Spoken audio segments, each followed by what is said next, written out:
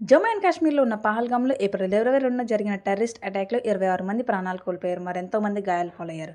ఈ Pahalgam terrorist attack గాను government cabinet committee on security meeting conduct చేశారు. అందులో క్యాబినెట్ తీసుకున్న నిర్ణయాలు: మొదటిది, సింధు జలాల ఒప్పందాన్ని భారతదేశం తక్షణమే నిలిపివేసింది. రెండోది, న్యూఢిల్లీలోని పాకిస్తాన్ హై కమిషన్లోని రక్షణ, సైనిక, నావిక మరియు వైమానిక సలహాదారులకు పర్సోనా నాన్ గ్రాటాగా ప్రకటించారు. వారు భారతదేశం విడిచి వెళ్ళడానికి ఒక వారం సమయం ఇచ్చారు.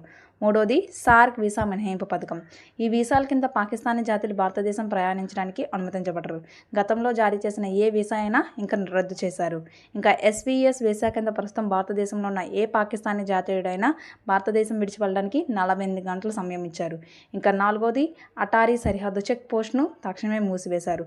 చెల్లుబాటు అయ్యే ఎండార్స్మెంట్లు దాటిన వారు మే 1, 2025 లోపు ఆ మార్గం ద్వారా తిరిగి రావచ్చని తెలియజేశారు.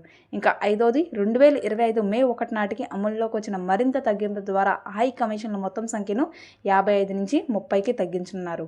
మరి గవర్నమెంట్ తీసుకున్న ఈ నిర్ణయాలపై మీ ఉద్దేశం ఏంటో కామెంట్స్లో షేర్ చేయండి. వీడియో ఇన్ఫర్మేటివ్ అనిపిస్తే లైక్ చేసి సబ్స్క్రైబ్ చేసుకోండి.